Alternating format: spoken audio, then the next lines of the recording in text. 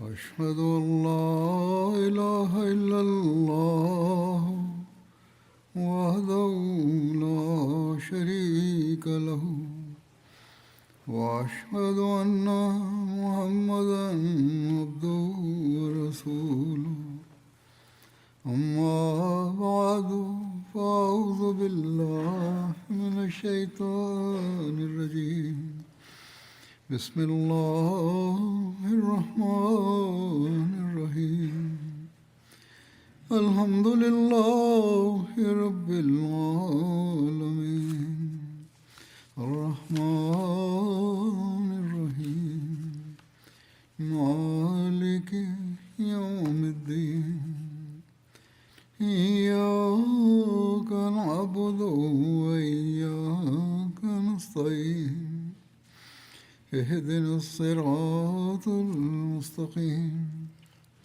صراط الذين أنعمت عليهم غير المغضوب عليهم ولا الضالين.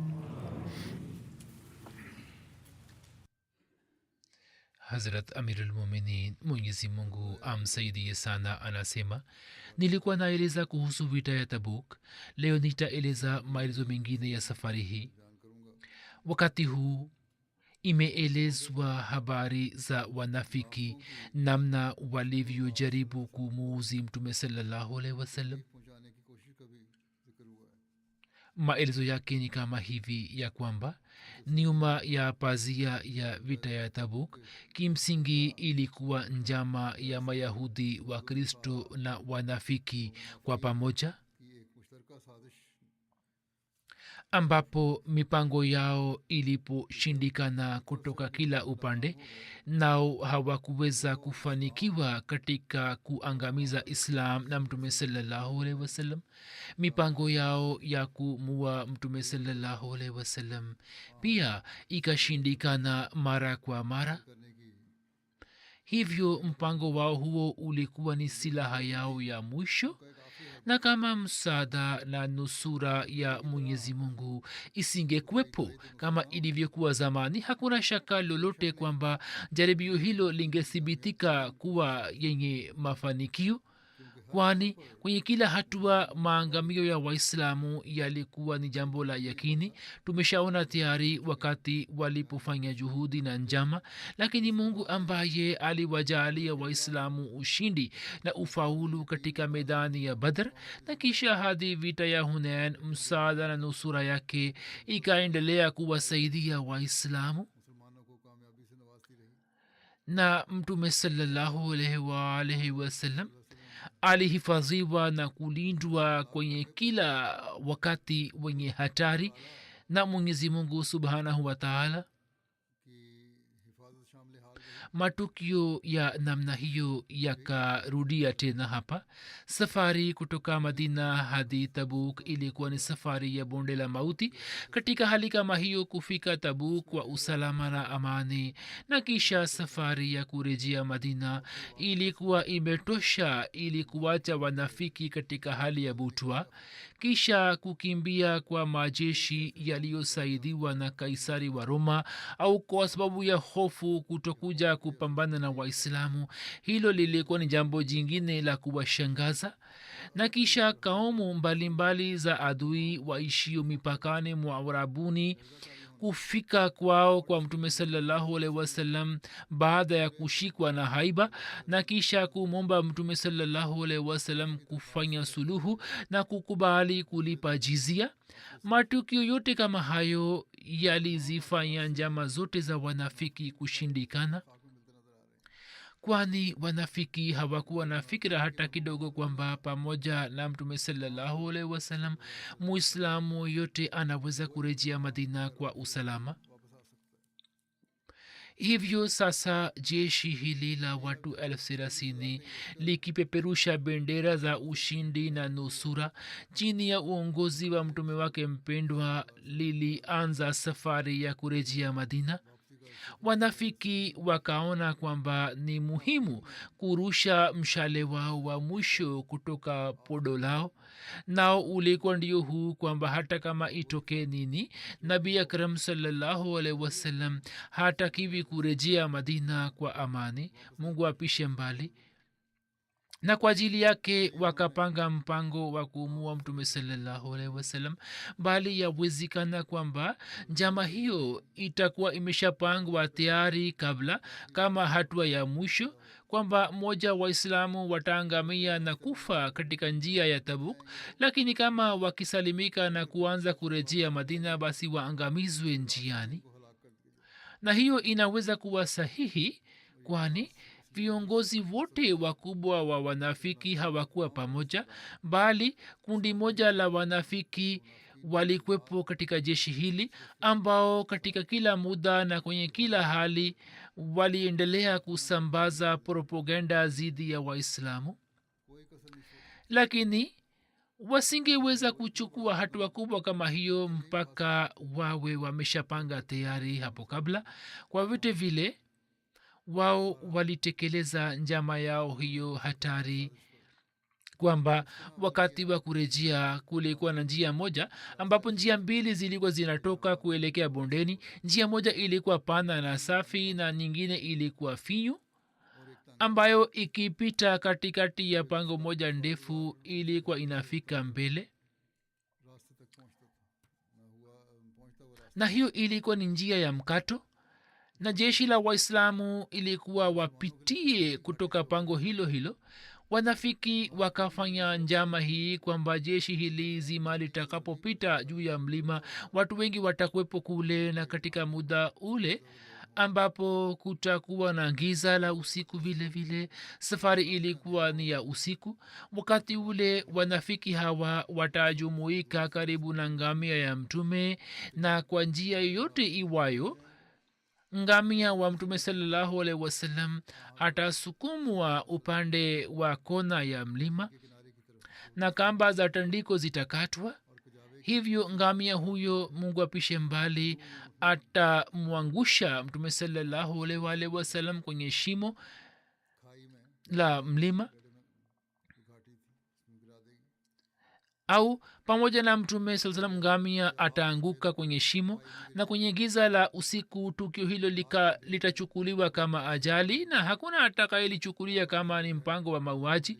Hivyo hat Urwa bin Zubair anasimulia ya kwamba mtume mtukufu sallallahu alaihi wasallam alipotoka Tabuk na kuelekea Madina,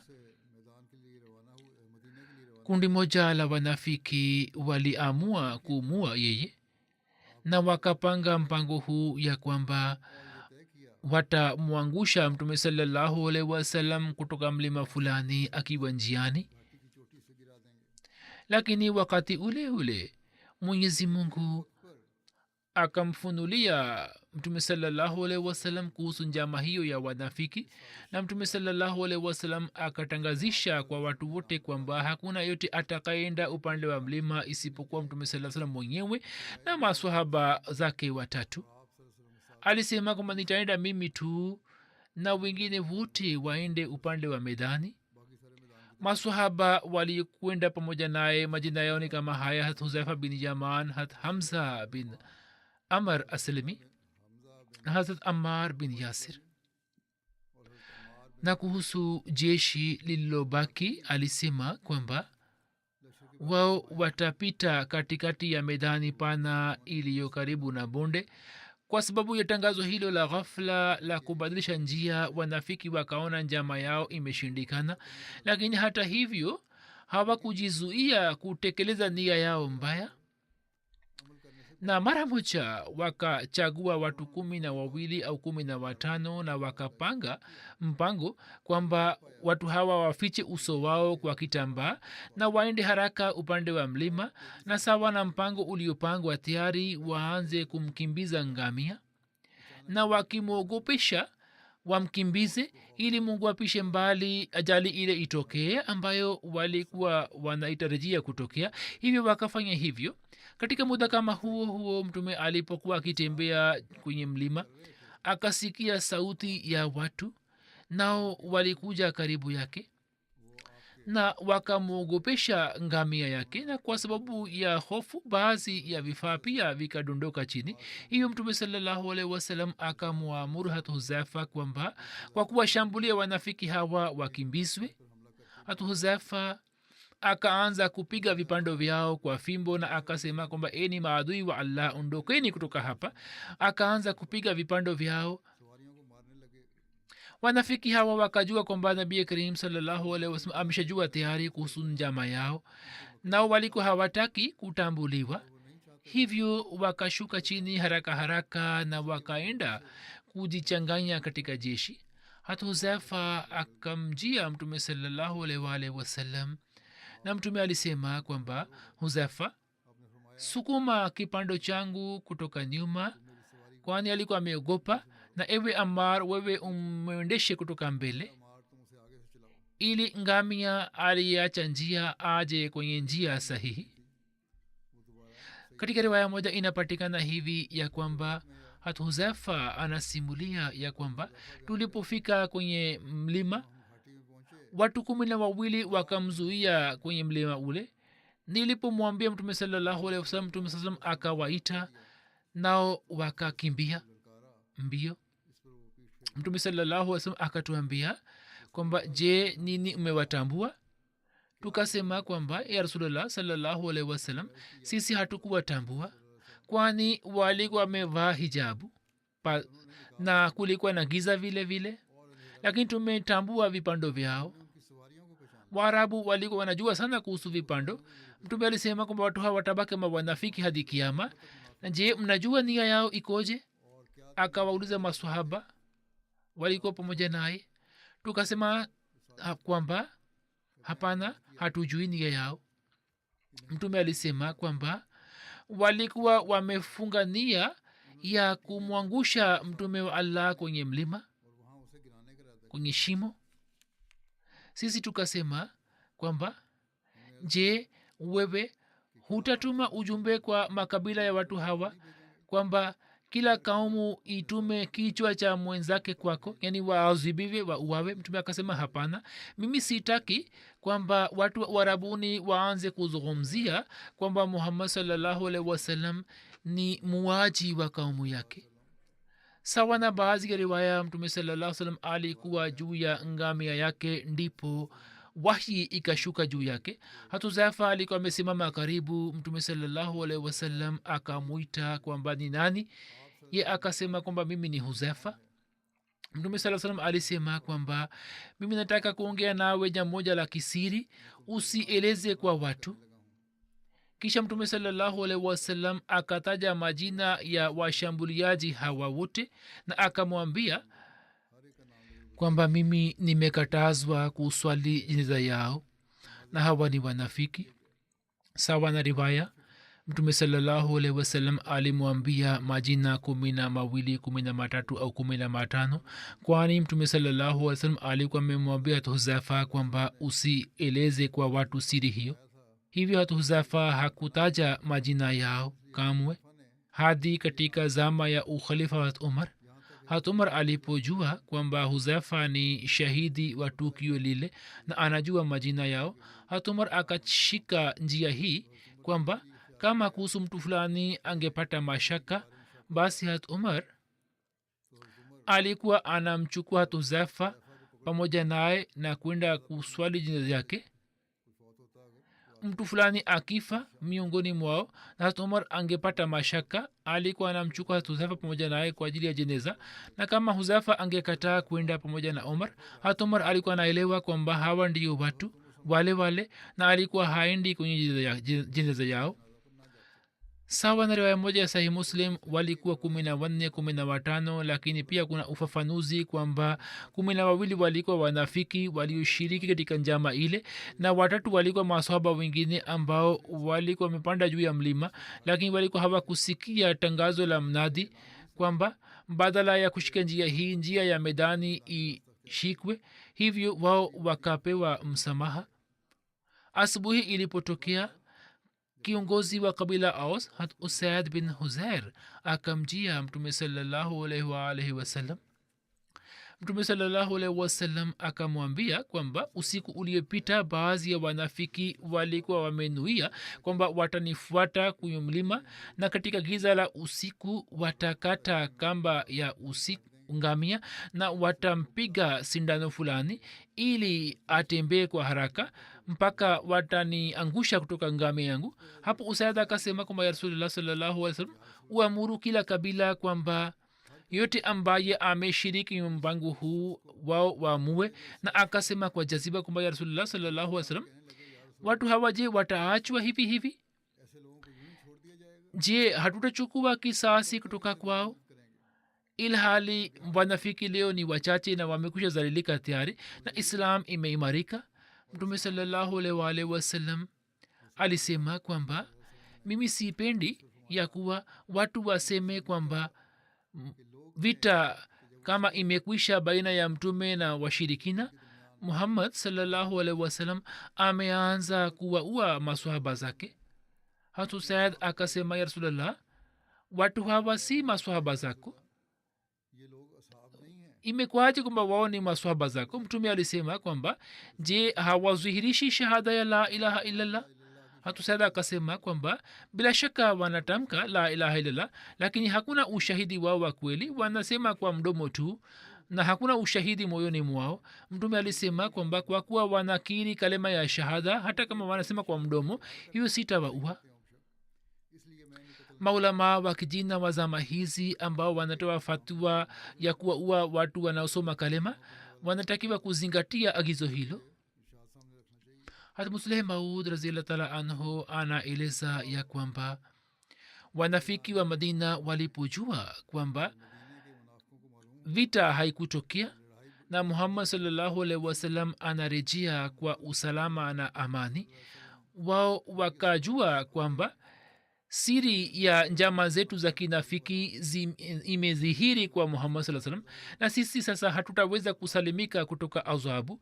ndipo wakakalisha watu wachache kwenye njia ya madina, njia iliyokuwa finyu sana na mtu moja moja tu angeweza kupita kwenye njia ile. mtume alipofika kwenye mahala pale, mwenyezi mungu akamwambia kwa wahi kwamba mbele maadui wamejificha njiani. mtume akamwamuru swahaba moja kumanenda ukaangalie mbele. ye akafika huko na akawakuta watu wachache wakijificha ambao walikuwa wameketi kwa kujificha. ni riwaya mbalimbali, hii pia ni riwaya moja ambayo musleh maud ameieleza kama watu wenye kushambulia wanavyoketi. swahaba huyu alipofika huko wao wakakimbia, lakini mtume salallahu alaihi wasallam hakuona kwamba ni vyema kuwafuata. alipofika madina na wanafiki na wasioshiriki katika vita hii wakaanza kumwomba mtume uzuru wa aina aina na mtume salallahu salam akakubali uzuru wao. lakini sasa muda uliko mewadhija kwamba uhakika wa wanafiki ufichuliwe kwa waislamu, hivyo wakaambiwa kwa vitu vile. kuna riwaya mbalimbali kuhusu tukio hili, ni tukio moja tu. walikuwa na nia moja tu kwamba kwa kupitia mlima ule waweze kumpatia mtume saa salam madhara, mungu apishe mbali. kama ilivyoelezwa baada ya ushindi wa makka, wanafiki walianza kupanga njama zao kwa haraka zaidi, na walipoona kwamba makabila ya ishio pembezoni mwa arabuni, haswa makabila ya mayahudi yamekwisha poteza nguvu yao na yameshindwa, sasa wakapanga mpango wa kuomba msaada nje ya arabuni kutoka Kaisar wa Roma na nguvu zingine kubwa. na pamoja na hayo wakaamua kupanga mpango na markazi ya kudumu katika madina, ambapo waweze kufanya vikao vyao, waweze kupanga mipango yao zidi ya islam na waislamu, na pia wajumuishe silaha kwenye markazi ile, na markazi ile iwe ya aina fulani kwamba waislamu wengine wasipate mashaka juu yao. hivyo abu amir ambaye kwa muda alikuwa amekaa mbali, ghafla akaja mbele, na waliofanya propaganda katika haki ya wanafiki wakaanza kumuita kwa jina la abu amir rahib. yeye akatoa pendekezo hili kwamba kwa ajili ya markaz hii nini mujenge msikiti moja katika eneo la Quba. kuhusu abu amir inapatikana katika historia ya kwamba abu amir alikuwa maarufu kwa jina la rahib na alikuwa anatokana na kabila khazraj kama imekwisha elezwa katika hutuba zingine. mtume sallallahu alaihi wasallam baada ya kufika kwake madina, abu amir akahamia makka na akaenda kuwachochea makuresh zidi ya mtume sallallahu alaihi wasallam. akasema kwamba mimi ni pamoja nani na kaumu yangu ni nyuma yangu, mtakapopigana na muhammad tutakuja kuungana nani. ye alikwepo katika vita ya uhud pamoja na Quraysh. kwa kuona maendeleo ya islam, abu amir akapata wasiwasi na akaanza kujiungua katika moto wa husda.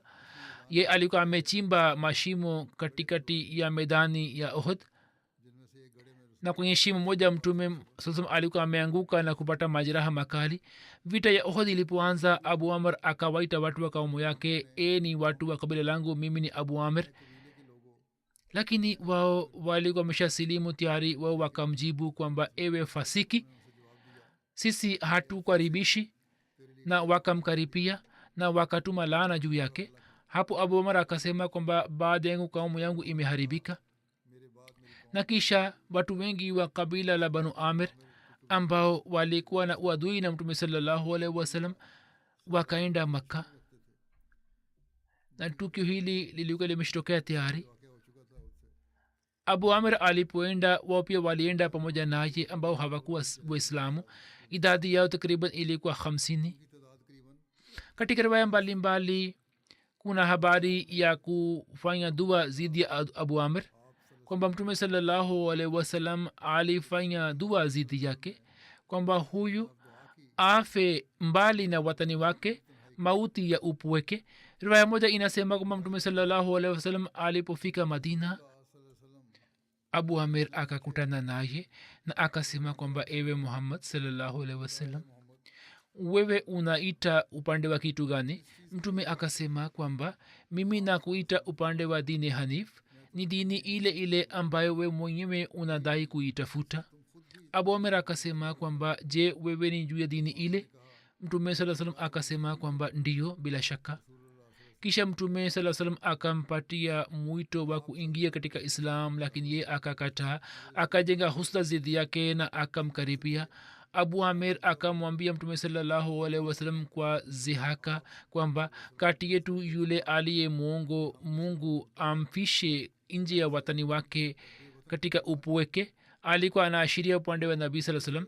mtume akamjibu kwamba ndiyo, mungu atafanya hivyo pamoja na mwongo. kisha abu amir akaendelea kuwazuia watu wa kaumu yake kwamba wao wasimfuate mtume sallallahu alaihi wasallam. akaendelea kuwashawishi kwamba wao wasimtii. upande huu nishani na miujiza ya mtume saa salam ilikuwa inazwihiri siku hadi siku, na wafuasi wake pia walikuwa wanaongezeka.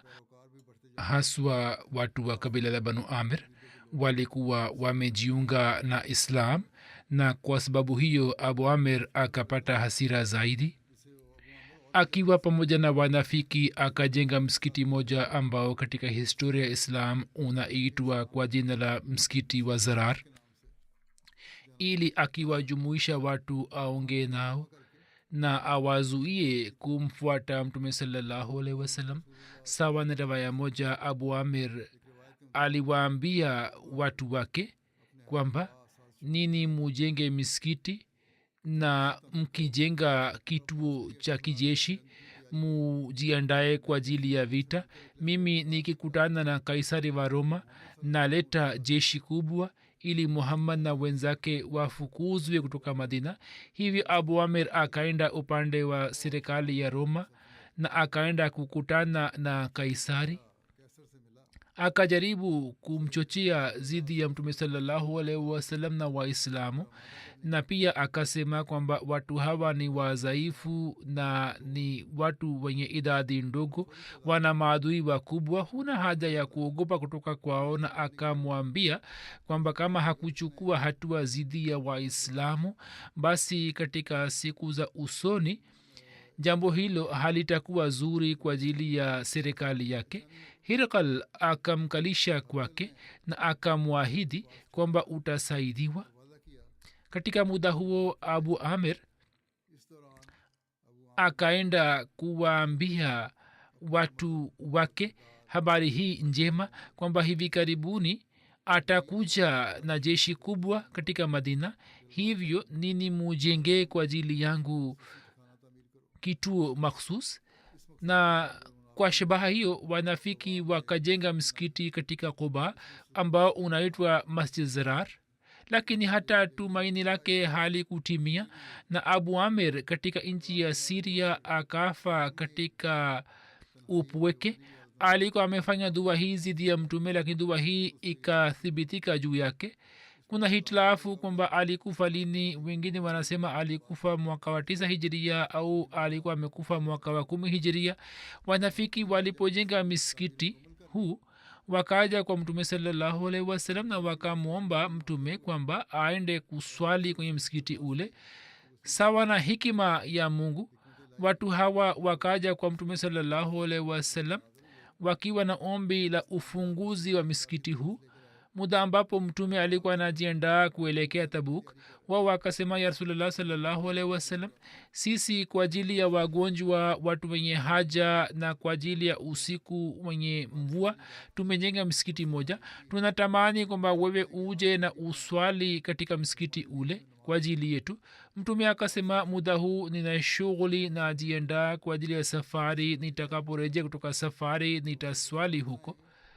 mtume aliporejea kutoka vita ya Tabuk na akapiga kambi kwenye mahala pa Zi Awan ambapo kuna umbali wa saa moja kati yake na kati ya Madina. kuhusu msikiti huu uliojengwa na wanafiki aya hii ilishuka: والذين اتخذوا مسجدا زرارا وكفرا وتفريقا بين المؤمنين وإرسادا لمن هارب الله ورسوله من قبل ولا يحلفن إن أردنا إلا الحسنى والله يشهد إنهم لكاذبون. na wale ambao wamejenga msikiti ili kuleta madhara na kueneza ukafiri na kusababisha utengano miongoni mwa waaminio na kufanya kuwa mahali pa kumhifadhi yule ambaye tayari amekwisha tangaza vita zidi ya Allah na mtume wake, bila shaka wataapa hatukukusudia ila wema, lakini Allah anashuhudia kwa hakika wao ni waongo. mtume sallallahu alaihi wasallam baada ya wahi hii alimuita hat Malik bin Dosham na hat Muan bin Adi na akawaamuru kubomoa msikiti wa Zarar. riwaya zingine zinasema kwamba hat Ahsan bin Adi, Amir bin Sakan na Muaji wa Hamza Washi na Suwaid bin Abbas pia mtume sallallahu alaihi wasallam alikuwa amewatuma kwa shabaha hiyo. katika Shara Zarkani imeandikwa kwamba yawezekana kuwa mtume sallallahu alaihi wasallam atakuwa amewatuma watu wawili kwanza na kisha watu wanne wakatumwa kwa ajili ya kuwasaidia. kwa vile vile mtume sallallahu alaihi wasallam akawaamuru kuelekea upande wa msikiti huu wa Zarar kwamba wabomue na wauteketeze. hivi watu hawa wakafika kabila Banu Salim. hat Malik akawaambia wenzake wawili kwamba munisubiri mpaka nifike kwenu. hivyo yeye akachukua matawi makavu ya mtende kutoka nyumbani na wakati wa magharibi na isha wakafika karibu na msikiti wa Zarar na wakaenda kuuteketeza na kubomoa. wakati ule wenye kujenga msikiti huu walikwepo huko, lakini walipowasha moto wao wakakimbia hapa na pale. Nabii Karim sallallahu alaihi wasallam aliporejea Madina, mtume sallallahu alaihi wasallam akataka kumpatia mahala hapa Asan bin Adi kwamba yeye ajenge nyumba yake, lakini Asan bin Adi akaomba razi akisema kwamba kuhusu mahala hapa Mungu ameshusha tayari wahi wake, mimi sitaki kujenga nyumba yangu hapa na mimi sina haja ya nyumba, wewe umpatie Thabit bin Akram kwani huyu hana nyumba yoyote. Mtume sallallahu alaihi wasallam akampatia Sabit bin Akram mahala pale. Ibn Ishaq ameeleza majina ya wale walijenga msikiti wa Zarar ambao walikuwa 12. kuna mfano mwema wa afu, uvumilivu, rehma na moyo mpana wa mtume sallallahu alaihi wasallam ndio huu, kwamba kwenye kila hatua aliendelea kukabiliana na njama za wanafiki na anaendelea kukabiliana na mateso kutoka kwao na njama zao za kuumua, lakini na kisha wanafiki wanakamatwa katika hali hii ya unafiki, lakini mtume sallallahu alaihi wasallam daima aliendelea kuwasamehe na akawapa adhabu muda ambapo ilikuwa hatari kwa ajili ya nizamu na serikali, na pia hatua ikachukuliwa ikiwa na mipaka kwamba hatari ile ikwishe na hawakupewa adhabu kali, ila hali wangeweza kupewa adhabu kali. hata Musleh Maud akieleza mchango wa wanafiki ameeleza ya kwamba Mwenyezi Mungu alikuwa amemwambia mtume sallallahu alaihi wasallam kwa wahi kwamba msikiti wa Quba ambao wanafiki wameujenga, kwamba kwa uzuru wa swala wajumuike huko na watashauriana mashauriano ya kinafiki ubomolewe na wao walazimishwe kwamba waende kuswali katika misikiti ya Waislamu, lakini pamoja na njama yao hiyo kubwa hawakupatiwa adhabu yote ya kimwili au kimali. Na pia kuna tukio moja la upendo wa mtume sallallahu alaihi wasallam kwa Ansar na Madina, kwamba baada ya safari ya miezi miwili mtume sallallahu alaihi wasallam alirejea Madina. Alikuwa anarejea Madina na dhihirisho la upendo wa mtume sallallahu alaihi wasallam kwa Madina na watu wa Madina lilizuhiri hivi kwamba mtume alipoona kijiji cha Madina, mtume sallallahu alaihi wasallam alisema kwamba hazihi tabatun wa haza uhudu jabalun yuhibbuna wa nuhibbuhu. Hiyo ni Taba, ni jina moja la Madina, ni Taba, yani mahala patakatifu, na huu ni Uhud, ni mlima ambao unatupenda na sisi tunaupenda. Yani kila mahala pa Madina mtume alikuwa anapenda sana. Na kuna kipengele kingine alipotaja jina la Uhud, namna ambayo maswahaba walikuwa wamejitolea kwa imani zao, mtume sallam hakusahau kamwe. Riwaya moja inasema kwamba mtume sallallahu alaihi wasallam alisema kwamba nataka kufika Madina haraka, hivyo anataka kwenda pamoja nami haraka aende. Na kisha alisema kwamba je, nisiwaambieni kuhusu nyumba bora za Ansar? Masahaba wakasema kwamba bila shaka. Mtume alisema kwamba nyumba za Bani Najjar, kisha alisema nyumba za Bani Abdul Ashal, na kisha alisema kwamba nyumba za Bani Saida au Bani Haris bin Khazraj, na katika nyumba zote za Ansar kuna kheri. Katika riwaya moja msimuliaji anasema kwamba Saad bin Ubada alikuja kukutana nasi na Abu Said akasema kwamba je, unajua kwamba mtume sallallahu alaihi wasallam alieleza ubora wa nyumba za Ansar na ametuweka kwenye mwisho wake. Saad akaenda kwa mtume sallallahu alaihi wasallam na akasema kwamba ya Rasulullah sallallahu alaihi wasallam, wewe umeeleza ubora wa nyumba za Ansar na umetutaja kwenye mwisho wake. Ni sifa alikuwa ameeleza, jina lake lilikuwa limekuja mwishoni kabisa. Maswahaba walikuwa naangalia mambo kama hayo. Hapo mtume alisema kwamba je, kwa ajili yenu haitoshi kwamba nini ni miongoni mwa watu wenye kheri? Hiyo inatosha kwamba nimetaja majina yenu na nimewaingizeni katika watu wenye kheri, kama ilivyoelezwa tayari mwanzoni kwamba waliokaa nyuma kutoka vita vya Tabuk walikuwa makundi mawili. Kundi moja la wanafiki ambao Allah alionyesha hasira dhidi yao, na kundi jingine lilikuwa ni la watu ambao walikuwa wenye ikhlasi katika imani yao na walitamani kushiriki katika jihadi, lakini walikuwa maskini. Japo walifanya juhudi, lakini hawakuweza kupata mbinu za kuondoka kwenye jihadi au hawakuweza kushiriki kwa sababu ya ugonjwa au uzuru fulani. Na Mwenyezi Mungu katika Qur'an tukufu katika sura Toba aya 92 amekubali uzuru wao. Hivyo riwaya moja ya Bukhari inasema kwamba wakati wa kurejea kutoka vita vya Tabuk, mtume alipofika karibu na Madina, mtume saa salam alisema kwamba katika Madina wapo watu kadhaa ambao mliposafiri safari yote au kupita kwenye bonde lote walikuwa pamoja nani. Masoba wakaonyesha mshangao wao na wakasema kwamba ya Rasulullah sallallahu alaihi wasallam, wao ni katika Madina, ni wakiishi katika Madina, kivipi wanaweza kuwa pamoja nasi? Mtume saa salam alisema kwamba bila shaka wapo katika Madina, lakini kwa sababu ya marazi au uzuru fulani hawakuweza kushiriki. Riwaya moja inasema kwamba nabii sallallahu alaihi wasallam aliporejea kutoka Tabuk akimshukuru Mwenyezi Mungu alisema, alhamdulillah ala ma razakana fi safarina haza min ajrin wa hasanatin wa min baadi shurakao na fihe. Sifa zote jema zinamhusu Mwenyezi Mungu ambaye ametujalia ujira na malipo na mema katika safari hii, na waliobaki nyuma yetu wao pia amewaingiza katika malipo hayo. Hapa Aisha akasema, ya Rasulullah sallallahu alaihi wasallam, wewe umevumilia mateso ya safari na shida za safari na kisha umepata haki ya kupata thawabu hii, lakini bila kuvumilia mateso hayo, nani ameshiriki pamoja nawe katika malipo? Hawa ni kina nani walioshiriki? Hapo mtume sallallahu alaihi wasallam alisema kwamba katika Madina wapo watu ambao hatukutembea mahala popote wala kushuka katika bonde lote, lakini walikuwa pamoja nasi.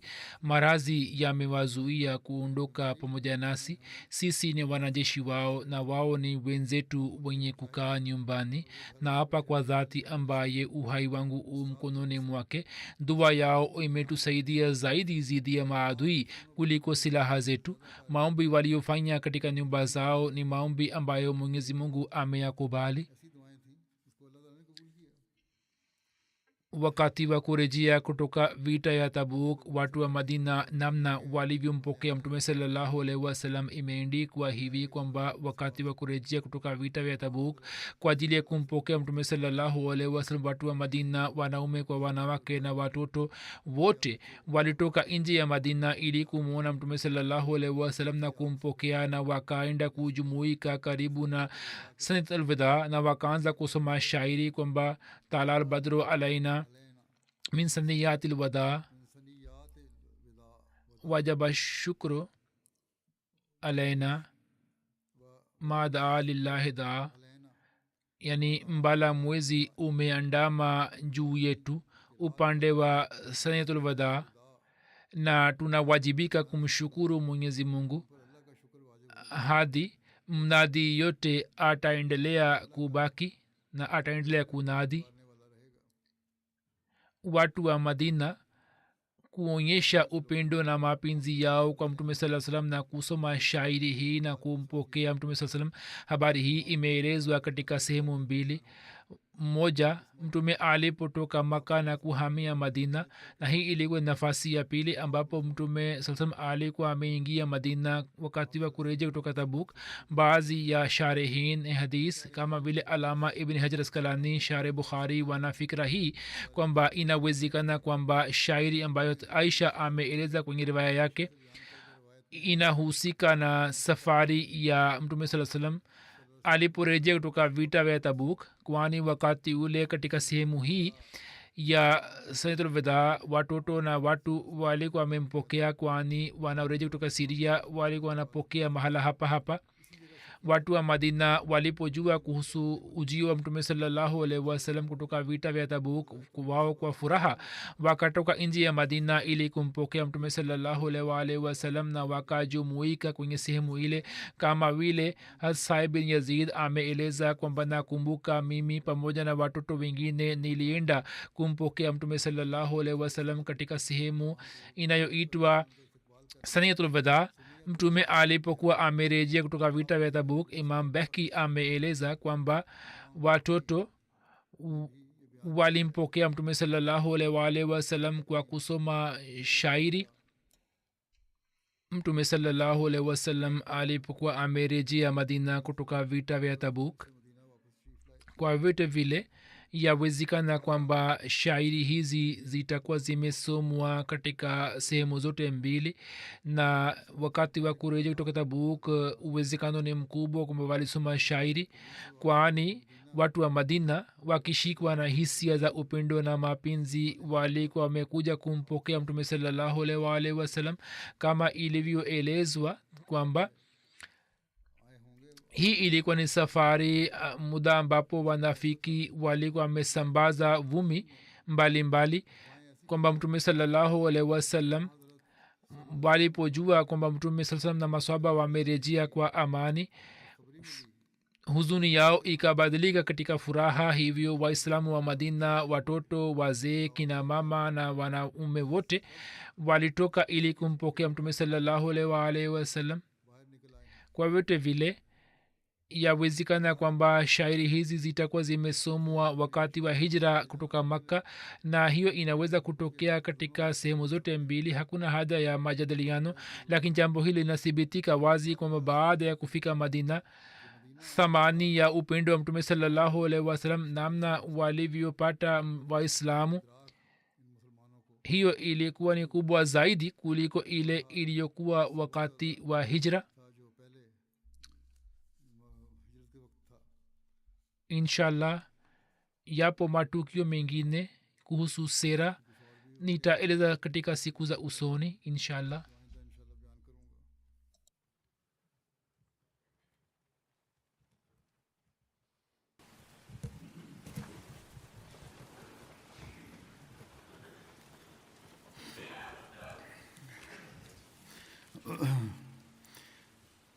alhamdulillah الحمد لله نحمده ونستعينه ونستغفره ونؤمن به ونتوكل عليه ونعوذ بالله من شرور أنفسنا ومن سيئات أعمالنا من يهده الله فلا مضل له ومن يضلل فلا هادي له ونشهد أن لا إله إلا الله ونشهد أن محمدا عبده ورسوله عباد الله رحمكم الله إن الله يأمر بالعدل والإحسان وإيتاء ذي القربى وينهى عن الفحشاء والمنكر والبغي يعظكم لعلكم تذكرون اذكروا الله يذكركم وادعوه يستجب لكم ولذكر الله أكبر